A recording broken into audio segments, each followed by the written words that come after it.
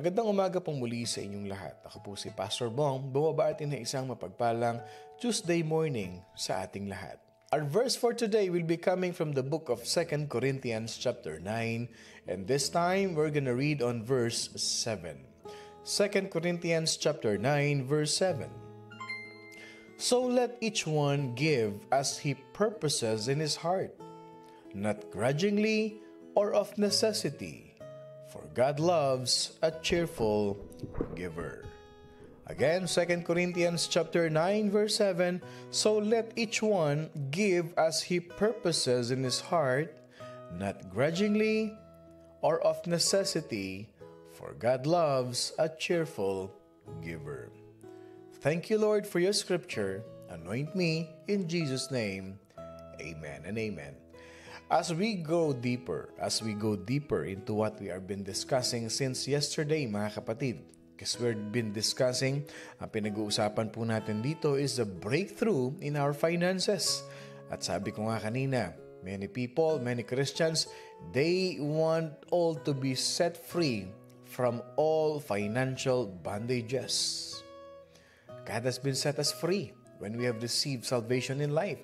But dahil nga tayo ay nabubuhay pa rin dito sa mundong ito, meron tayong mga pangangailangan. At kung kadalasan pa nga, many times, for some of us, we are always in debt. Nababaon sa utang, nahihirapan sa kanilang finances. Sabi natin kahapon, money is number one major problem in this world.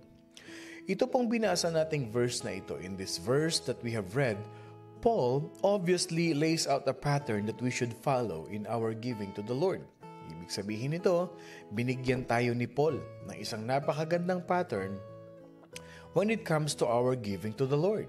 And I will share you some lessons that is in this verse. Okay? Meron po tayong pag-aaralan sa mga words or that is in this verse, that's contained in this verse, na napapaloob mga kapatid dito sa verse na ito. Okay. Number one na dapat nating maintindihan from that verse, there must be choices. Kailangan maintindihan natin na meron talagang tamang pagpili. Meron tayong desisyon na gagawin. There must be choices. Paul says that everyone is to give. But the verse says, as he purposes in his heart. Basahin natin yung Tagalog na pinost ni Sister Eileen. Ang bawat isa'y dapat magbigay ayon sa kanyang pasya. Nakita niyo yung purpose doon, yung choices? Ayon sa kanyang pasya. Mga kapatid, okay? Maluwag sa loob at hindi napipilitan lamang sapagkat iniibig ng Diyos ang nagbibigay ng may kagalakan. Paul says, everyone is to give as he purposes in his heart, based on his choice in his heart. The word purposes means, kunin natin dito, let's get this word from the verse that we have read. And to let you know, I am reading the New King James Version of the Bible. The word purpose means to choose one thing before another. Ibig sabihin, yung pagpili mo, okay? Pipili ka over the other. Halimbawa, meron kang dalawang bagay na nasa harapan mo. Pipiliin mo yung nasa kanan o yung nasa kaliwa. You have to choose one thing before the another. When it comes to the resources that we are given in life, pagdating po doon sa mga biyaya, blessing that God has given us, the Lord is telling us that we have some reasonable choices to make. Yes, meron talaga tayong pagpapasya o desisyon na dapat nating gawin sa ating buhay, mga kapatid. We can choose to hold on to what we have and to use it for our own selves. Nasa sa atin yun. Kung yung bang ibinigay na blessing ni Lord sa iyo, you just want to use it for your own self, for your own benefit, choice mo yan. It's you. It's you to decide. You have to choose, mga kapatid. Or we can choose to give what we have to the Lord, okay, to use it for His glory. So ikaw pa rin mamimili. It's your choice. There must be choices. So when it comes to giving, you can choose yourself or you can choose God. Walang pwedeng magdikta sa iyo. There must be choices. You must choose, mga kapatid. And to let you know that in the end, that is what the matter of giving means. Yun yung ibig sabihin ng bagay na yan ng pagbibigay. We can choose to keep everything we have and spend it on us, or we can invest in the work of the Lord.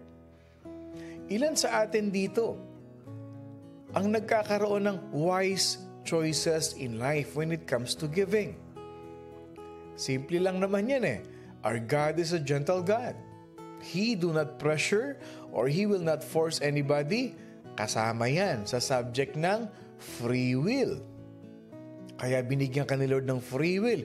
It's either you keep it within yourself or you share it for the glory of His kingdom, mga kapatid. So every pay period, you make a choice.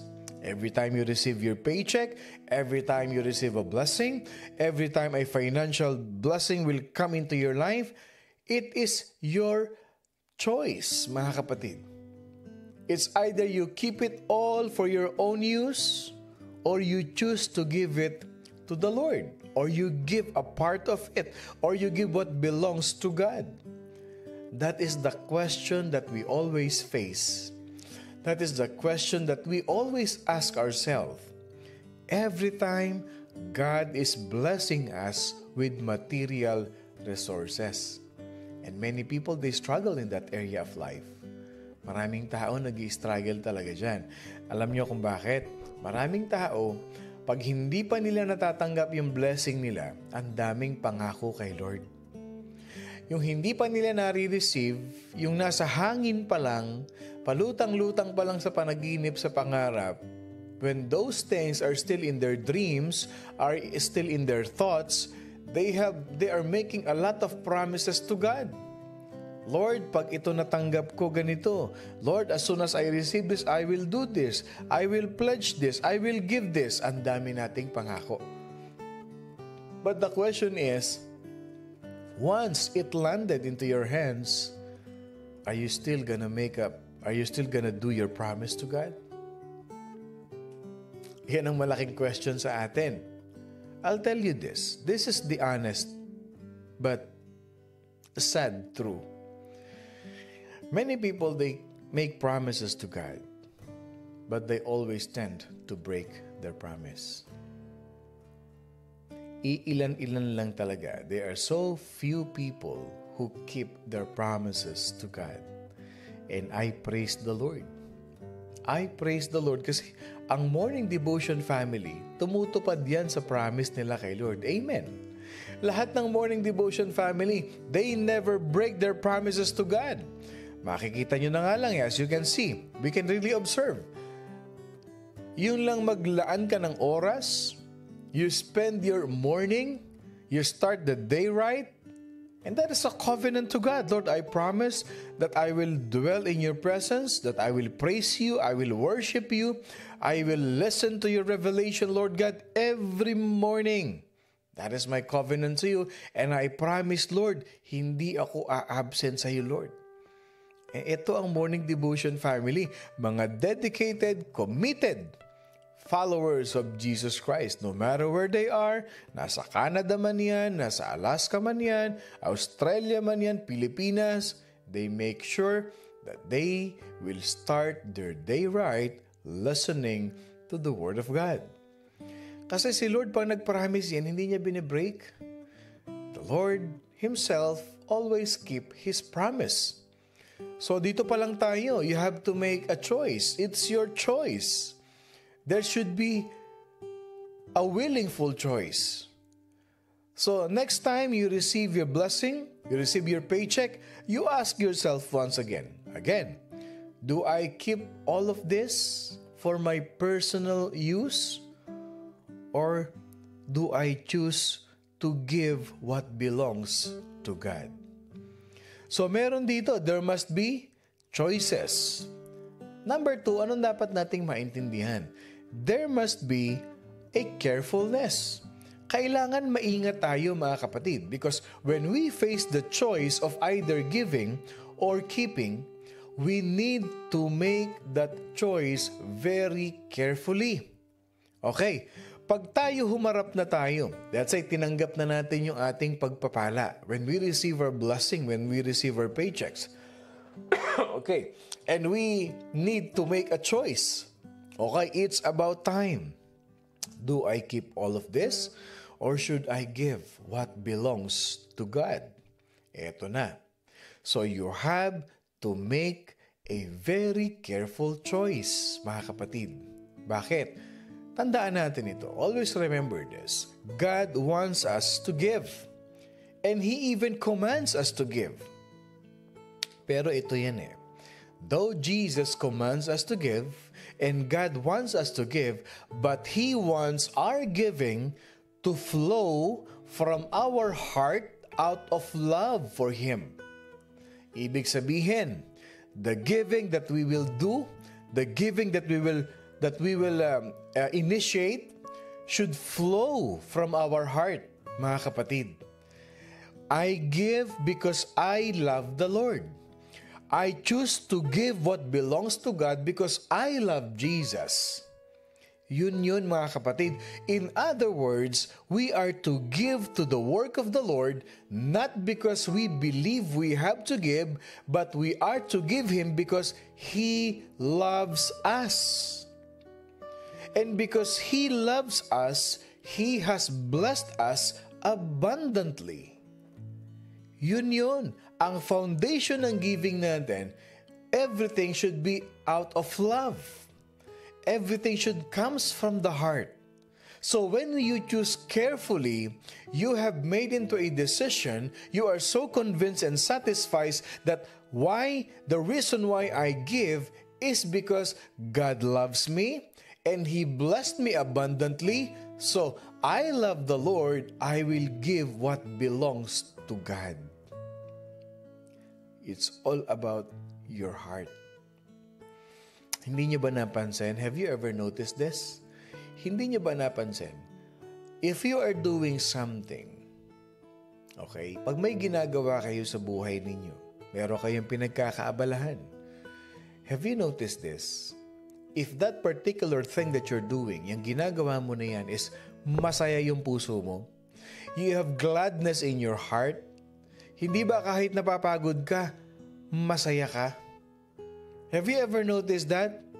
Whatever it is that makes you busy, as long as you're happy doing it, you don't care if hindi ka pa kumakain, you don't care if hapon na, madilim na, but because your heart is into it, your passion, your love of what you're doing, ito na lang, example na lang, I'm sure maraming makaka-relate dito.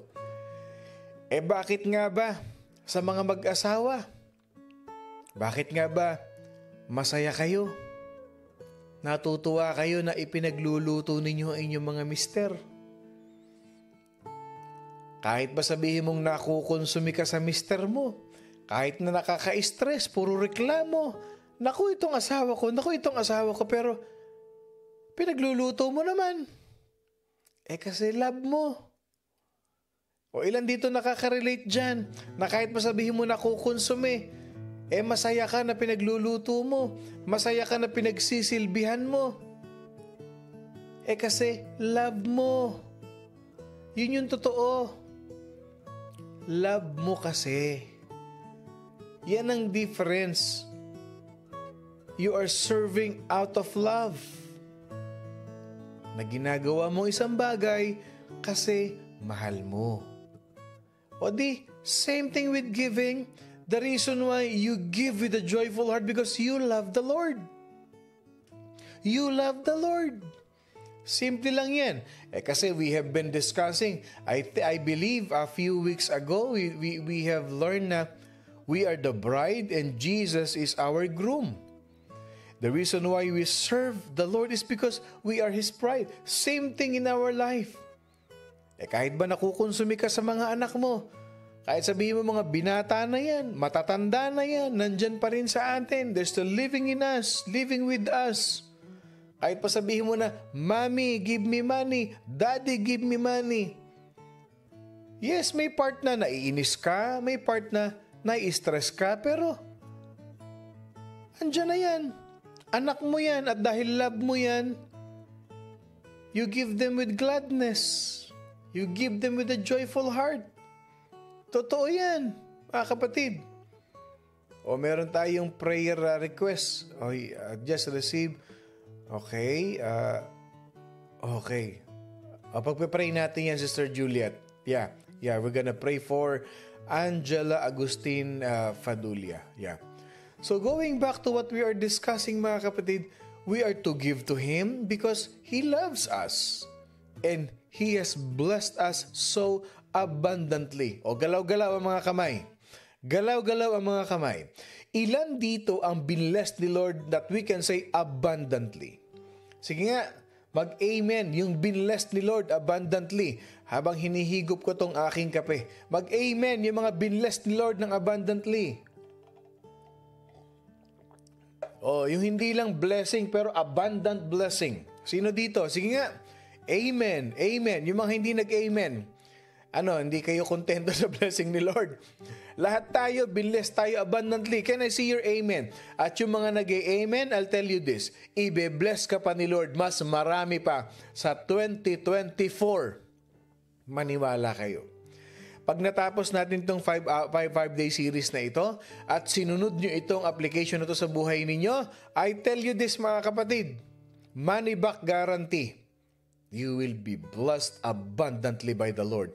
Siksik, liglig at umaapaw pa.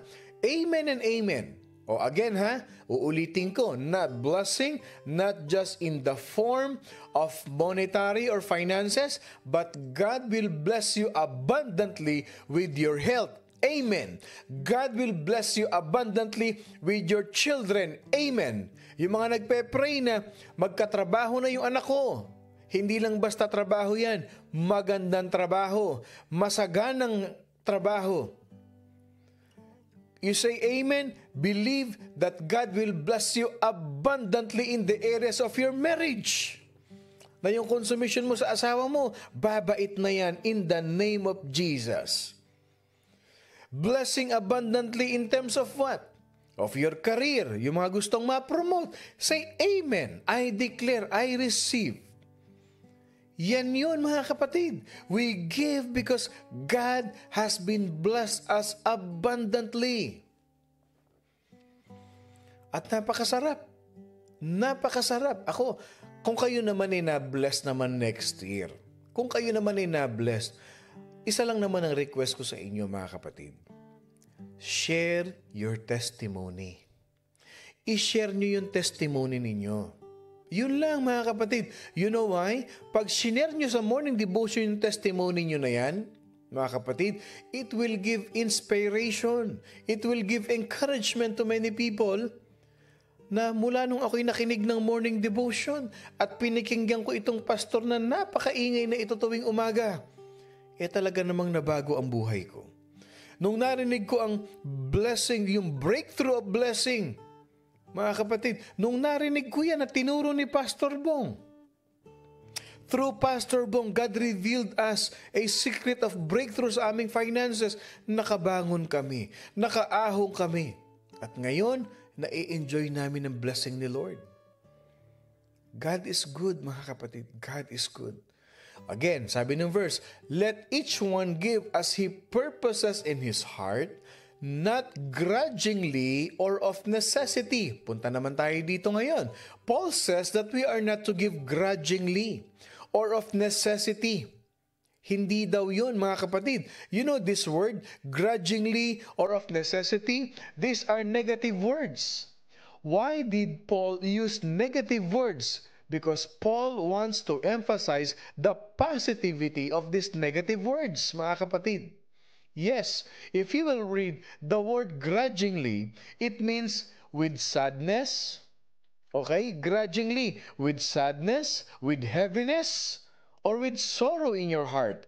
Paul says, not grudgingly or of necessity. Negative words. But Paul used it to emphasize the positivity of giving. So it only means one thing. When we give to the Lord's work, mga kapatid, we should not do it with sadness in our hearts. Many people, pag nagbigay kay Lord, parang nagsisisi pa. O sabi ng kapatid natin, God bless us one more very beautiful Christmas gift. Another apo. Aba, tinig nyo nga naman. May bagong apo ang ating Tito Manny. Melissa is buntis again. Thank you, Lord. O, ayan pang isang blessing. Okay, yung mga nag-amen kanina, yung mga nagpe-pray, yung mga talaga namang humihingi kay Lord, Lord, give us another baby. Blessing yan pag binigay ni Lord. Yes. So when we give to the Lord's work, sadness should not be in our heart. We are not to look at the offering that we make to Him and say, well, that could have been a car payment. For many people, when their earnings are not too big, it's easy to give to the Lord. But when the Lord blessed them, doubled of what they have been receiving, eto na. They are struggling na to give to the Lord. Bakit kamo?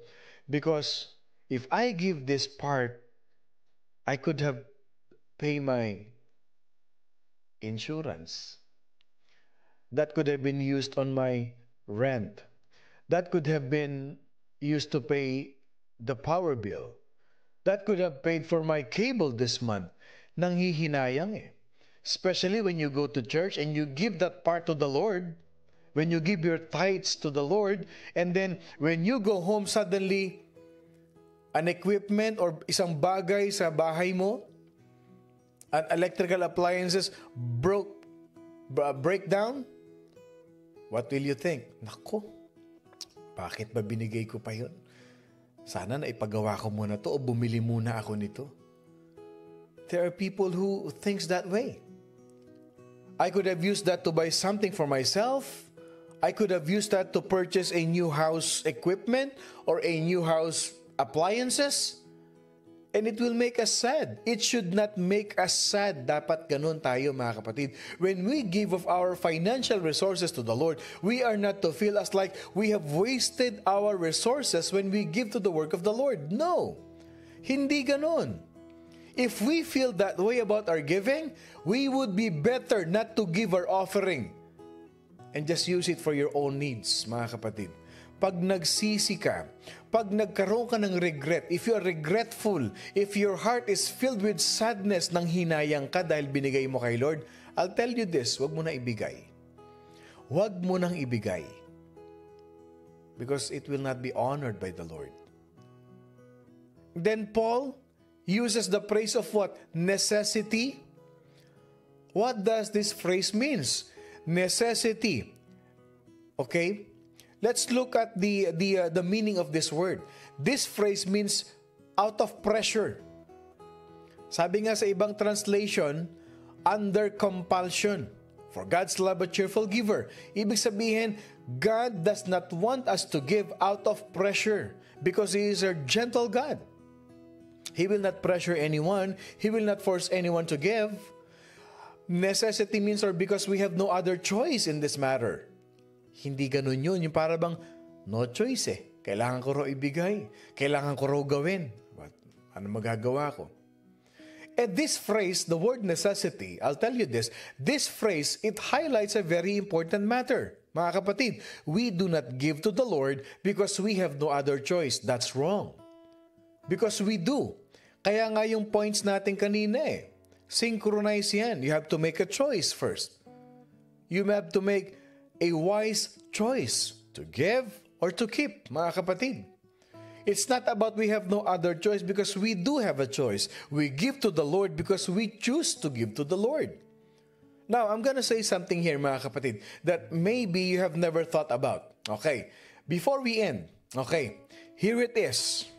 Okay, I'll tell you this. Tithing is an Old Testament concept. Okay? That's right. The teaching that God's people are bound to give the 10% of their income. Okay? That is an Old Testament teaching. Alam nyo ba that God's people are bound, I say this, to give the 10% of their income? It is not found in the New Testament. Yes. It is not there in the New Testament. to give that 10% of your income to the Lord. It is not in the New Testament. God does not want 10% of everything you make. Huh? Is it true, Pastor? Yes. So what does He want? He wants 100% of what you have. Yan ang New Testament. Sa Old Testament, 10%. In the New Testament, God wants 100% of what you have. Oh no! 10% pa lang struggle na. Ngayon, 100%? Yes. Why? Because Jesus wants to be Lord over all your life, mga kapatid. And if we say, God is the overall Lord of my life, ibig sabihin, including your possessions, including your income, lahat, over all of your life, He wants to rule over your life. God knows how much money comes into your home on a weekly basis. And if He is really our Lord, He deserves the privilege of dictating you, telling you how you spend the fullness of that resources that come into your life. So the question is this. Sabi ko sa inyo, we're gonna go deeper in the areas of giving. I'll tell you this, mga kapatid. So if 10% is not the rule, how much are we supposed to give? Here's the answer. You are supposed to give the amount that God tells you to give. And 10% is what? It is a good starting place. But it is not all you should give, mga kapatid. When you look at your total income, you should take that figure before the Lord. Ano ibig sabihin nito? Lord, I thank you for everything that you have given me. I dedicate this whole amount to you, Lord. Lord, para sa iyo to, Panginoon Diyos. And you will ask God, Lord, what is this? What is the portion of this that you want me to sow into your work? And then you pray about what is left. And ask the Lord how He wants you to use that for His glory. You know why? Our God is a just God, mga kapatid. He knows your financial obligations. He knows your debts, the cost of your utilities, and He knows what it costs for you to have the basic necessities of life. Hindi naman kukunin ni Lord yan eh. But God wants us to offer to Him what we made, what we receive. Yun mga kapatid. God wants 100% lordship in our life, mga kapatid. He knows and He understands all our responsibilities and obligations. So if we think about what we need, before we think about how we can be a blessing to the kingdom of God, our priorities are out of order. Yes, it means that we are not walking by faith in God's power, but we are living by what we have the power to do. Not by might, not by sight, but by the Holy Spirit. Giving is by faith. Mga kapatid, Paul is saying that our giving should be based first and foremost in our faith. Na ang pagbibigay natin, mga kapatid, nakabase yan sa pananampalataya natin sa Panginoon Diyos. God does not want us to give until it hurts.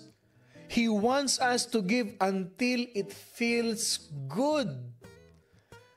Kung gusto mong magbigay ng 15%, ng 20%, if it makes you feel that you are so happy and joyful giving to the kingdom of God, why not? God wants us to give until it feels good. If that amount of God lays on your heart seems too high for your income, remember, God knows your needs. And He has promised to bless you in direct proportion to your giving. Balanse si Lord. Hindi ka niya pahihirapan. No. If you give to God's work with the right spirit, He will see to the needs you have in your life. Pag nagbigay ka raw sa Panginoon Diyos with the right spirit, yung tamang pananampalataya mo, yung tamang pananalig mo sa ating Panginoon Diyos, I will tell you this, He will see to it that He will meet all the needs in your life. Mahal tayo ng Diyos. God loves us. Kaya magtataka ka, there are many people who are so-called giver. Bakit nga ba hindi sila nauubos na ng binibigay? Because they love to give to the Lord. And the Lord promised them that I will meet all your needs. I will give all your needs according to what? To my riches in heaven. So nagulat kayo kanina, no? Wala pala sa New Testament yung 10%. Ang gusto pala ni Lord, 100%. Of course, you offer that to God. Pero hindi naman kukunin ni Lord yan eh. Ang gusto lang niya, Lord, sa iyo po ito. Ibinibigay ko po ito sa iyo, Panginoon. Kayo na po ang magsabi sa akin, ilan po ibibigay ko, ilan po ang para sa inyo, Lord. At bahala na po kayo sa akin, Lord. Ito na po yun. How many of you have heard my testimony? I preach, somebody gave me, I needed that money. Pasabi ni Lord, ibigay mo sa akin yan, hindi sa iyo yan. I struggled, Lord. Kailangan ko po, bigay mo. Another church, pangalawang church na nag-preach ako, binigyan ako ng love gift. Sabi ni Lord sa akin, pagdating ng offering, ibigay mo. Lord naman, ibigay mo. Akin yan, hindi yan sa iyo. And then history. 4 churches I preached that day. God is so good, mga kapatid. And as we end, sama natin yung Philippians 4. If you read Philippians 4:10-19, Paul gives praises to those believers in that congregation because why? Even though they are poor, they have given liberally, freely. They made their choice to give to the Lord's work. At anong sabi dun sa verse? He makes them this tremendous power. Promise, mga kapatid. Anong sabi sa Philippians 4:19? But my God shall supply all your need according to His riches in glory by Christ Jesus. Because the Philippians was so generous to sow, magtanim into the Lord's work, sabi ni Lord, I will be generous with them and I will meet their material needs. But those who refuse to give to the Lord's work, mga kapatid, cannot claim that promise. Yang promise na yan, it is reserved for the people who honor the Lord with their fruits. I hope and pray that God had revealed to us a very powerful message for us today. Kailangan natin ng breakthrough, ng finances. Apply this second application na tinuro sa atin ng Panginoon Diyos ngayong umaga. Tandaan ninyo, walang anak ng Diyos ang madamot. Ang anak ng Diyos, giver yan. Bakit? Kasi ang tatay natin sa langit, giver. Giver ang ating Panginoon Diyos. Kaya kung ikaw ay madamot, sabi mo sa katabi mo, huwag kang madamot. Isa lang naman ang madamot eh. Sino? Yung espiritu na to steal, to kill, and to destroy. Lahat yan, kadamutan yan. So pag ang isang tao madamot, alam mo na kung sinong Diyos niyan. Pero pag ang isang tao giver, especially ang morning devotion family, I say amen to this family. Because all of us are God's children. And if Jesus is our Father, mga kapatid, ganun din ang mga anak niya. God is a giver God. And so as we. O sabi ng kapatid natin, sabi niya, kung sino pa yung may konti, sila pa yung mapagbigay. No? That's true. In this world, ganyan talaga. But children of God, konti man yan, marami man yan, we are all child of God. And who God is who we are, mga kapatid. Mga kapatid, ako pong muli si Pastor Bong bumabati na isang mapagpalang Tuesday morning sa ating lahat. Laging tatandaan, mga kapatid, choose to give to the Lord at wag na wag kakalimutan. We are blessed by God. I love you all, mga kapatid, with the love of the Lord. As in, solid. Ingat po kayo.